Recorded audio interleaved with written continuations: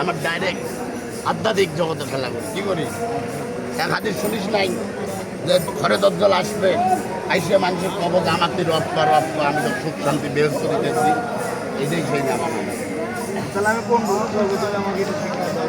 আমি তোকে শিখাবার পাইতেছি না। তুমি যা তোমার মায়ের চরণে ভক্তি দাও, পিতা মাতার খেদমত করো, তাহলে তুমি আল্লাহ রাসূল বা লালন বা আমার মতো ভণ্ড বাবাকে চিনতে পারো। ধন্যবাদ ধন্যবাদ কথা বলতে পারো?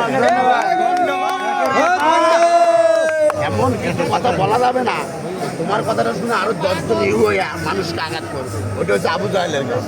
রাসূলকে পাথর মারছে। ঠিক ঠিক। কি মারছে? রাসূলকে পাথর মারছে। তা সেই আবু জাহেলের বংশ যে আমাদের এখনো যে আর নাই এমন কোনো কথা না। আমার চোখের সামনে ঘুরতেছে, কিন্তু আমি তোকে ফায়ার করতে পারতেছি না। কারণ কি? আমার রাসূলের নিষেধ আছে না। আমার রাসূল পাক সাল্লাল্লাহু আলাইহি সাল্লাম যখন আবু জাহেল তাকে অপমান করা হয়, তখন মওলা আলী কইছে যে একটা বেদিন কাপড়ও রাখবো না। কি কইছে?